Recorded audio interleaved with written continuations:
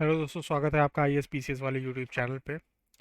और P Y Q analysis की series में हम पहुंच चुके हैं 2020 के यूपी पी सी एस के पेपर पे, जिसमें हम पॉलिटी के क्वेश्चंस देखेंगे। तो आपको जैसे पता चल गया है कि 17 से लेकर 22 क्वेश्चंस तक आपको यूपी पी सी एस में मिल जाते हैं पॉलिटी से। और हमने आपको पैटर्न पिछले वीडियोस में बता ही दिया है। अगर आप इस वीडियोस तक आए हैं तो आप एक सीरियस एस्पिरेंट अपने आप को मानिए। तो इस साल आए हैं 20 क्वेश्चन, तो 20-20 क्वेश्चन आपको मिलेंगे ही, समझ लीजिए 20% ऑफ द कट ऑफ आपका यहीं से क्लियर होने वाला है। और जिसका एक सेट पैटर्न है, इसी पैटर्न पे आप पढ़िए। लिमिटेड रिसोर्स को पढ़िए, लिमिटेड रिसोर्सेज को, और मैक्सिमम आप आउटपुट लाइए। मैक्सिमम आउटपुट ऐसे मैं हर सब्जेक्ट को करूंगा, इतना मक्खन बना दूंगा ना आपके लिए कि आप करेंगे वाह वाह। तो दोस्तों, हमारे टेलीग्राम चैनल को ज्वाइन कर लीजिए, लिंक डिस्क्रिप्शन में आपको मिल जाएगा। वहाँ से आप इस पीडीएफ को डाउनलोड कर सकते हैं। तो चलिए शुरू करते हैं। तो सबसे पहला देखिए, ये समझ लीजिए थोड़ा टफ सवाल आया। ठीक है, सबसे पहले आया इसमें एक्ट आया, और भी अलग अलग टाइप के एक्ट्स दिए हैं। ठीक है, तो इसमें ये जान लीजिए, सीधे सीधे रट लीजिए कि हाई कोर्ट एक्ट सबसे पहले आया था 1861 में। हाँ, अब इससे ही मिला के देखें कि अगर 1861 पे इसको मिलाते हैं सी पे 4, तो सी पे अगर 4 मिलाई तो देखिए यहीं से आपका आंसर निकल जाता है। ठीक है, तो इसमें बस आपको चेक कर रहा था कि आपको हाई कोर्ट एक्ट मालूम है कि नहीं। अब डिवोर्स एक्ट भाई कहाँ किसको मालूम होगा। ठीक है, रॉयल टाइटल एक्ट आपका 1876। आर्म्स एक्ट याद रखिए, आर्म्स एक्ट आया था 1878। आर्म्स एक्ट मतलब बंदूक बंदूक के साथ अगर आप पकड़े जाते हैं कट्टा वट्टा लेके, तो आर्म्स एक्ट लगता है आपके ऊपर। ठीक है, एक बहुत ही वायरल न्यूज़ हुआ था कि एक शायद प्राइमरी स्कूल की अध्यापिका थी, वो कट्टा लेके स्कूल गई थी। तो ये है यूपी का हाल। तो वो इंडियन आर्म्स एक्ट 1878 के अंदर भीतर गई होगी। और ये हाई कोर्ट का एक्ट क्या है, 1861 का है। ठीक है, फिर आता है अगला क्वेश्चन। फिर देखिए पीआरआई से, पीआरआई बहुत ही इंपॉर्टेंट है, हर साल सवाल है। Which part of the constitution, panchayati raj system part 9 है। ठीक है, when was the third tier to Indian federal system. Federalism क्या होता है? फेडरलिज्म होता है जिस कंट्री में एक यूनियन की गवर्नमेंट हो, एक स्टेट की गवर्नमेंट हो, और इसमें थर्ड टीयर बोला मतलब पीआरआई जो म्यूनसिपैलिटी, उसको थर्ड टीयर बोलते हैं। तो कब आया? 1992 में आया, 72 सीए से आया। फिर आगे चलते हैं। फिर पूछा है विच ऑफ द, ये भी आर्टिकल का सवाल है। ये कॉन्स्टिट्यूशनल अमेंडमेंट का मान लीजिए, सीए या फिर पीआरआई का कहीं का भी मान लीजिए। ये पार्ट्स का सवाल था। यही सब सवाल आते हैं, पार्ट आर्टिकल यही सब पूछेगा, यही सब लोगों को याद नहीं रहता है, और बार बार लोग फेल होते रहते हैं। ठीक है, तो अब फिर से आर्टिकल का सवाल आया। विच of the following is not possible by law of parliament under the article 3।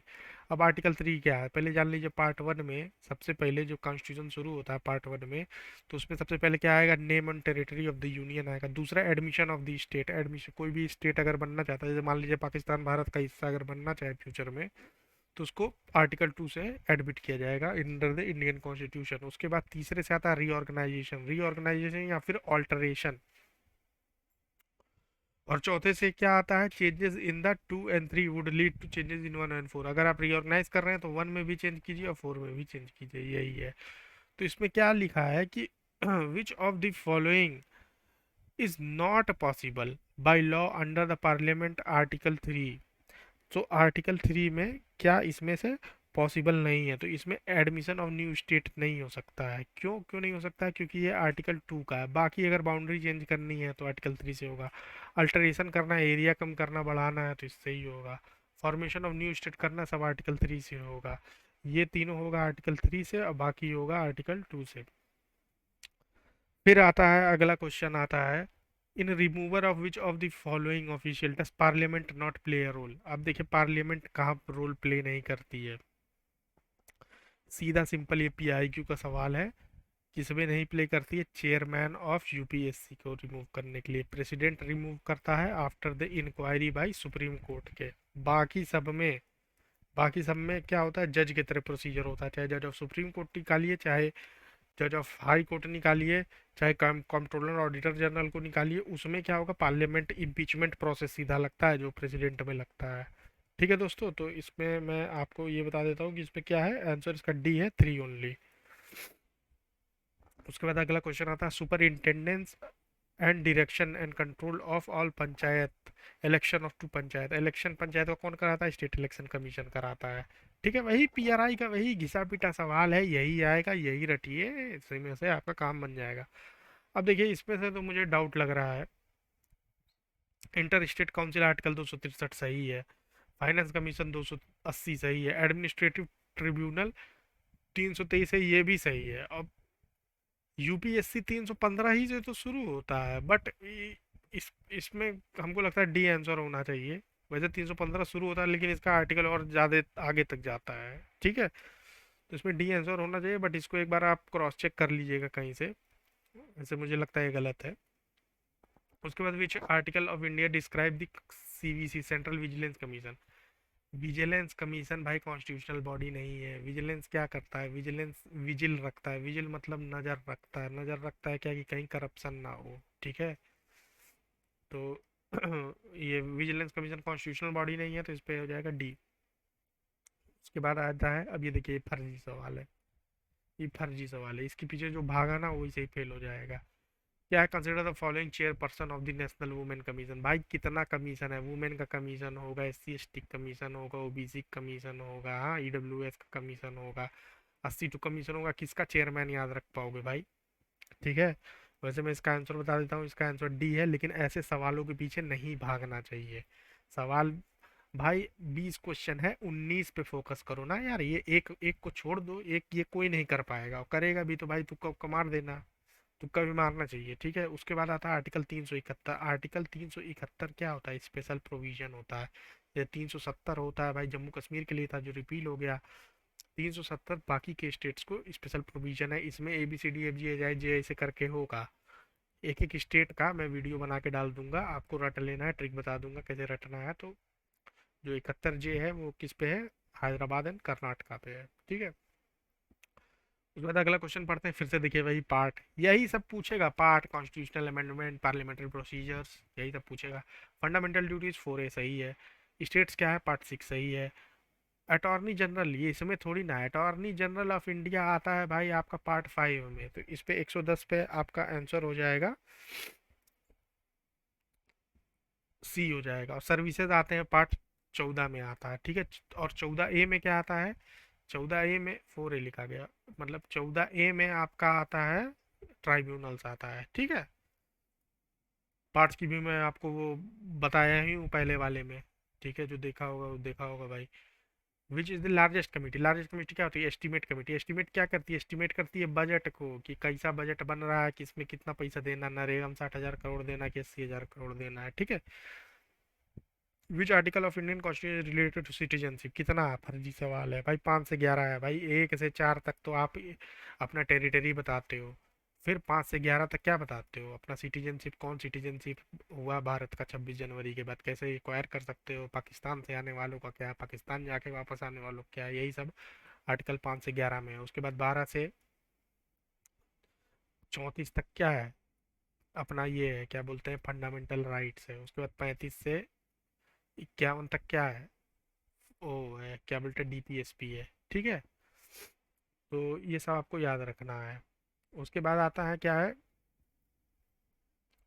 The nature of Indian political system embodies element of continuity and element of change. मतलब कि इंडिया का जो पॉलिटिकल सिस्टम है, इसमें continuity भी है और change भी है। कंटिन्यूटी कैसे होगा? कंटिन्यूटी भाई होगा जैसे कि रिजिड अमेंडमेंट से, बहुत सारे अमेंडमेंट हैं 2/3 स्पेशल मेजोरिटी से होते हैं, तो ये कंटिन्यूटी रखता है कि आप फ्रीक्वेंटली चेंज ना कर सकें। और चेंजेस कैसे आते हैं? सिंपल मेजोरिटी वाले से खट से आप चेंज कर दीजिए, तो ये क्या है? The nature of Indian political system embodies element of continuity and change, सही है।